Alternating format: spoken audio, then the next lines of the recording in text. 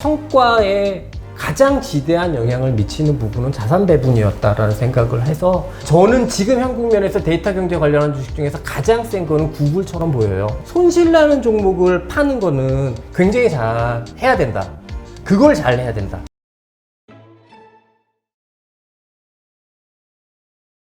오늘 초대한 분은 현재 하나금융투자의 부장으로 계시고 프랍 트레이더로 활동하고 계시는 김진 부장님을 모셨습니다. 안녕하세요. 안녕하십니까. 네, 이번에 또 책을 내셨는데 주식 투자 잘하는 사람들의 7가지 무기라는 책을 내셨죠. 일단 모르는 분을 위해서 프랍이라는 게 무엇인지 좀 설명을 좀 해주시죠. 네, 그러니까 저도 책을 내면서 아주 많은 분들이 저의 직종에 대해서 모르고 계시더라고요. 네. 이제 보통 주식 시장에 보면 기관 투자가라는 역할 중에서 고객들의 자산을 모아서 그것을 운용하시는 일반적인 펀드 매니저들이 계시고, 네. 그다음에 또 연금을 운용하시는 펜션 펀드 운용자들이 계신 반면에 이제 각 금융기관들이 고유의 자산이 있지 않습니까? 그렇죠. 예. 자체 돈들. 예. 자기 자본을 이용을 해서 주식 투자도 하고 채권 투자도 하고 한단 말이에요. 이제 그렇게 하는 곳들이 이제 은행, 증권회사, 보험 정도가 되는데요. 네. 저 같은 경우에는 증권회사 소속으로 저희 회사의 고유 자산을 주식이랑 지금 제가 맡고 있는 거는 주식과 커머더티까지 해서 소위 이제 방향성이 있는 자산들을 투자하는 것을 총괄해서 투자를 하고 있는데요. 그렇게 일을 하는 사람들을 보고 이제 보통 프랍 트레이더라고 얘기를 합니다. 네, 그렇군요.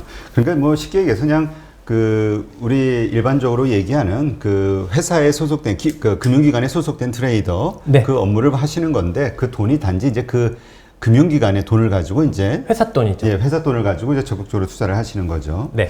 근데 뭐 20년간 뭐 프랍계의 시조새로 이렇게 알려주셨네요. 정말 20년 오랜 동안 하셨는데 네. 20년간 연간 손실을 한 번도 일으킨 적이 없다. 그리고 최고 수익은 250억 원을 얻었다라고 하는데, 네네. 이건 엄청난 결과 아닌가요? 이게 뭐 또 숫자만 이렇게 딱 보면 네. 좀 언뜻 보면 그래 보이는데 이거는 제가 생각할 때는 좀 약간 마케팅인 것 같고요. 아, 네. 그래요? 예, 뭐 일단 우선 뭐 시조세라고 하시는데 뭐 저보다도 올해 그 전부터 금융기관들은 프랍 트레이딩을 해왔으니까 그 전에는 고유자산 운용력, 상품 운용력 뭐 이런 말들로 있었었는데. 제가 뭐 시조세까지는 아닌 것 같은데요. 단 하나 말씀드릴 수 있는 거는 제가 거의 98년에 증시에 입문을 해서 지점 생활을 2년 정도를 하고 리서치 생활을 한 2년 정도를 하고 네. 그 외의 시간 동안은 계속해서 프랍만 했기 때문에 아마 저보다 프랍 트레이딩을 오래 하신 분은 없을 것 같다라는 거는 그거는 확실한 것 같고요. 그다음에 프랍이 손실을 절대 보면 안 되는 부서거든요. 어떤 거를 보면? 손실을 절대 손실을. 예. 그렇죠. 그러니까 연간 기준으로 해서는 어떻게든지 손실을 봐서는 안 되는 부서기 때문에 제가 손실을 안 봤다라는 거는 20년 동안 할 수 있었던 가장 큰 이유였던 것 같고요. 뭐 연간 수익이 250억이다 이런 거는 뭐 시장이 좋으니까 예, 수익도 많이 내고 또 뭐 그렇게 얘기하실 때는. 수도 있는데 네. 일단 자금을 운용했던 그 규모가 네네. 어느 정도 되시나요? 뭐 보통? 작게는 저도 이제 시작할 때 저 개인 북으로 처음 시작할 때는 한 50억으로 시작을 해가지고 뭐 일반적으로 한 600억, 800억으로 운영을 하다가 1,400억으로 운영을 하다가 지금은 한 3천억 정도? 이제 혼자 3천억 정도 규모의 어떤 투자는 결정하실 수 있는 그렇죠. 네. 그런 상황이고. 네, 뭐 독단적인 결정은 아니고요. 충분히 디스커션을 하고 그래서 그렇게 결정을 하죠. 그렇다면 뭐 우리 20년 과거를 보면은 뭐 2008년 금융위기 때도 있었고요. 네. 뭐 많이 있었잖아요. 그런 네네. 위기들이 네. 때때로 무슨 뭐죠 유럽 테이트럽 대전이- 예. 테이퍼링 텐트럼이라고 네, 해가지고 네, 저 네. 발작도 있었고 2013년도에 번외기 때, 그러니까 뭐 여러 가지 그런 어려운 상황이 있었음에도 불구하고 어떻게 이렇게 꾸준하게 성과를 내셨는지 뭐 비결이 있다면 어떤 게 있을까요? 이제 많은 분들이 그런 걸 물어보십니다. 아주 오랜 기간 동안 투자를 했는데 연간 손실을 내지 않았다. 그러면 그거에 대한 정말 비결이 뭐냐는데, 제가 이렇게 말씀을 드리면 항상 들으신 분들이 약간 좀 고개를 갸우뚱하시기는 하는데요. 그래도 솔직하게 항상 늘 솔직하게 말씀을 드리려고 노력을 하는데 그런 위기의 사태에서 제가 손실을 보지 않았던 가장 큰 이유는 주식을 안 해서 그랬습니다. 아, 그러니까 우리가 보통 뭐 트레이더라고 생각을 하면 네. 매일 뭔가 거래를 하고 투자를 네네네. 하고 사고 팔고 해야 된다라는 어떤 고정관념이 있는데 네. 쉴 때도 있나요? 제가 가장 많이 쉴 때는 제 시장 전망도 그랬고 시장에 대한 판단도 그랬고 그래서 한 1년 반 정도를 주식 비중을 5% 미만으로 가져가면서 회사에서 갖은 구박을 받으면서 1년 반 정도로 이렇게 거의 그러니까 어떤 분들이 보시기엔 노는 거죠. 근데 저 개인적으로는 그런 것도 노는 건 아니라고 생각을 하고 매일매일 저는 판단을 합니다. 지금부터 주식을 할까? 안 할까? 주식을 해야 되나? 약간의 어떤 그 보초병이라고 그러죠. 보통 우리 약간의 자금 가지고 그냥 이렇게 네네네. 감을 보면서 예, 그러면서 매일매일 주식 비중을 내가 올려야 되나 올리지 말아야 되나 이렇게 막 고민하면서 한 1년 반을 쉬었던 적도 있고요. 뭐 2008년이나 2010년 같은 경우에는 주식을 좀 하다가 좀 이제 손실이 막 발생을 하는 시점이었는데 그냥 우연찮게 운이 굉장히 좋아서 주식을 어떻게 하나도 안 하는 포지션을 만들 수 있었고 그래서 그렇게 뭐 아시겠지만 2008년 같은 경우에는 지수가 1400포인트에서 한 800포인트까지가 한 2, 3주의 기간 동안 빠지는데 아주 운 좋게 그냥 운이 좋았던 것 같고요. 그래서 그때도 손실을 궁극적으로는 안 볼 수 있었던 게 가장 핵심은 뭘까라고 하면 제가 이제 쓴 책에도 뭐 제일 중요한 게 저는 자산 배분입니다라고 이따도 다시 말씀을 드리겠습니다만 그렇게 손실을 안 봤던 가장 큰 이유는 주식을 안 해서 열심히 하지 않아서 그렇습니다. 그러니까 그 쉬는 것도 투자라는 뭐 격언이 있기는 하잖아요. 네네네. 근데 이게 또 투자를 하시는 분들 성향을 보면은 뭘 안 사고 있으면은 되게 불안해하는 분들도 있단 말이죠. 예, 많으시더라고요. 예. 그러니까는 이 투자는 계속 뭔가를 담고 있어야 네네. 현금 보유가 이게 가지고 있으면 불안해서 오래 못 가고. 네네. 근데 하여튼 이런 분들이 많이 손해를 보는데 봐서 시장에 대한 어떤 전망이라든가 이게 좀 불안정하거나 잘 안 보이거나 했을 때는 그냥 쉬는 것도 방법이겠네요. 저는 전망도 전망이거니와 지금 시장이 뭐 일정한 추세를 만들지 못하고 움직이지 않으면 항상 하는 후배들한테도 저는 이제 뭐 고객들을 알지는 못하니까 이제 같은 일을 하는 후배들한테 항상 하는 얘기인데 왜 굳이 지금 이렇게 일을 열심히 하냐. 그 뭐 주식을 안 사면 누가 뭐라고 하냐. 근데 이게 엄밀하게 얘기하면 사실은 자산 배분이라는 관점. 현금도 자산 배분이죠. 그렇죠. 자산 배분이라는 관점이고 제가 20년 동안 겪어오면서 자산 배분, 포트폴리오 관리 그리고 트레이딩이라는 이 큰 세 가지의 그 카테고리에서 보면 결국 성과에 가장 지대한 영향을 미치는 부분은 자산 배분이었다라는 생각을 해서 저는 뭐 책에도 많이 썼고 많은 뭐 개인 투자 친구들도 있고 그런데 많이 하는 얘기가 항상 저를 보면 이런 걸 물어봐요. 그 뭐 살까? 이렇게 물어보는데 그렇게 물어보지 말고 지금 주식을 열심히 할까? 아니면 지금 주식을 열심히 하지 말까? 그거를 물어봐라. 그게 그리고 뭐, 이렇게, 우리 파리모 모니터 같은 채널이나 이거 많잖아요? 이런 거 보실 때도 종목 얘기하는 것도 좋지만, 지금 주식을 열심히 해야 되느냐, 말아야 되느냐, 그런 걸 알려주는 것들을 좀 많이 봤으면 좋겠다. 이렇게 말씀을 많이 드립니다. 네. 그러면 지금은 네. 쉬어야 될 때입니까? 열심히 해야 될 때입니까? 일단 이 말씀을 드리기 전에 저는 어떤 한 기관에 소속되어 있는 네네. 프랍 트레이더고 아마 이제 이 유튜브 채널에 나오시는 분 중에서 실제로 매일 지금 읽으시는 이 방송을 보시는 분들과 똑같이 매일매일 시장을 보면서 트레이딩을 하고 포트폴리오를 관리하는 사람의 한 명이기도 하고 그다음에 제가 저희 회사를 대표하는 리서치 애널리스트거나 뭐 전략가거나 이코노미스트도 아니기 때문에 저의 의견은 그렇죠. 개인적 의견. 저의 회사가 개인적인 아닌. 회사가 아닌 개인적인 의견이다. 그리고 이런 말씀 드리면 참 그렇지만 절대 책임질 수 없는 말씀이다. 네. 라는 말씀을 전제하에서 말씀을 드리면요. 저는 그래도 트레이더니까 이렇게 장황하게 얘기하지 않고 핵심만 답만 말씀을 드리자면 별로 그렇게 열심히 하고 싶은 생각은 없습니다. 그렇다면 이러한 상황이 일시적 현상이라고 보시나요? 아니면은 앞으로 쭉 뭐 한 어느 정도 이렇게 재미없는 장이 지속될 거라고 보시는 건가요? 이제부터 이제 예측이나 전망의 영역이잖아요. 근데 참 제가 책에도 주식 투자를 하는 사람이 아주 많은 분들은 이제 우리 유튜브 채널을 나오시는 많은 분들은 주로 분석하시는 분들이지 그렇죠. 않습니까? 분석하시는 분들은 그분들의 롤이 전망하는 거고 예상하는 거잖아요. 근데 저는 그 책에도 썼고 많은 분들을 만날 때마다 실제로 투자를 하는 사람이 네. 왜 전망하고 예측을 해서 보다 거기에 더 자기의 예상과 전망에 얽매이면서 리스크에 더 걸려드느냐라는 이야기를 많이 해요. 그래서 운용하는 사람은 실질적으로 전망보다는 대응이라고 생각을 하고요. 저 뭐 개인적인 생각은 가지고 있죠. 개인적인 생각은 사실은 아직까지는 시장의 전체적인 국면이 끝났다라고 생각하지는 않고 있습니다만, 상승세가 끝나진 않았다. 예, 끝났다라고 생각하지는 않고 있습니다만, 그러면 네 포지션은 뭐냐라고 얘기하면 지금 제가 주식이 많이 있지는 않습니다. 그렇다면 이제 아까도 말씀하셨듯이 매일 이제 어떤 시장의 어떤 간을 보시면서 네. 감을 이제 들어갈 때인가 아닌가를 판단하실 텐데 네네. 지금은 들어가도 돼라고 판단할 수 있는 하나의 지표랄까? 아니면은 그 어떤 개인적 그 시그널이 있으실 거 아닙니까? 네네네. 그게 뭘까요?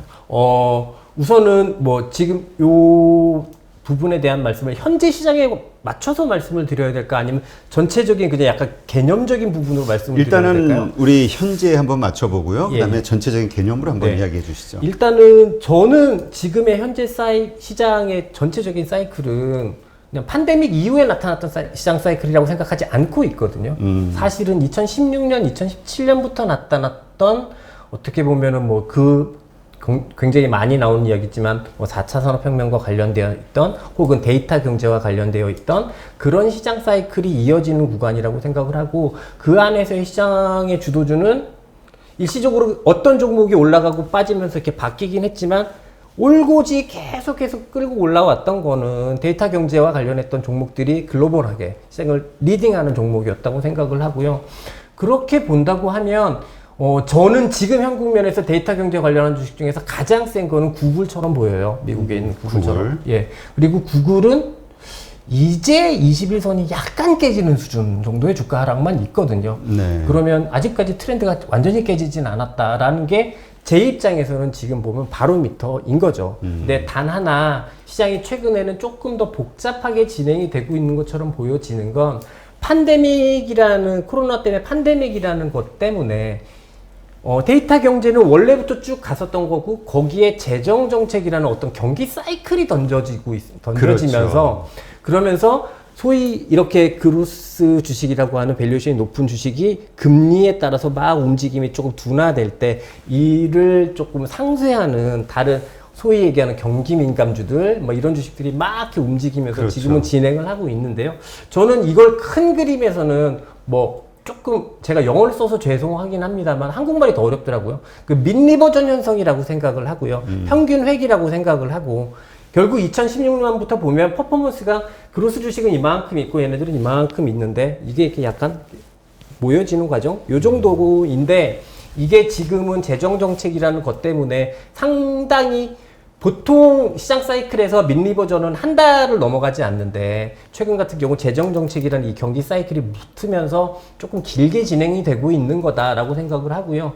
그렇다면 저희가 이제 이렇게 장황하게 말씀을 드렸는데 현재에서는 보면 단기적으로는 모든 트렌드가 좀 사라지고 금리가 올라가고 인플레이션의 리스크가 발생을 하고 뭐 이런 여러 가지 소음들 때문에 이런 데이터 경제 주식들이나 이런 주식들이 좀 주춤하고 있고 그 외로 시클릭하는 주식들이 경기 민감주들이 올라가고 있으나 결국 제가 판단하는 시장의 핵심의 바로미터는 데이터 경제에 있는 것처럼 보여지고 이들이 다시 주가에 아주 뚜렷한 추세를 복원하는 흐름이 보여진다면 저는 아마 또 누구보다 열심히 주식 비중을 늘려가면서 뭐 적극적으로 운용하지 않을까 그렇게 생각을 합니다. 네. 그러니까 우리 국내장보다는 미국 시장의 그 주도주, 그러니까 구글이라든가 이런 데이터 경제의 그 주도주들의 움직임으로 네네. 시장을 판단하시는 걸로 이해를 해야 되겠네요. 예. 일단은 이번 사이클은 결국은 데이터 경제에 관련한 사이클. 코로나 사이클이 아니라 네네네. 그렇기 전반 때문에 좀 더 긴 호흡의 예. 사이클에서는 데이터 경제다. 그렇다면 혹시 미국 주식도 투자를 하시나요? 아니면 국내만 하시나요? 국내 지금 저 같은 경우에는 이것도 이제 이게 자세히 들으면 저희 회사 기밀이 되니까. 아. 예, 근데 그냥 포지션으로만 보면은 해외 포지션이 훨씬 많습니다. 아, 그래요? 네. 아니, 왜냐면, 지금 해외 한국인들도 해외 투자하는 분들이 상당히 늘었잖아요. 많으시죠. 네, 지금 돈 많이 투자했는데 올해 또 많이 들어갔고요. 네네.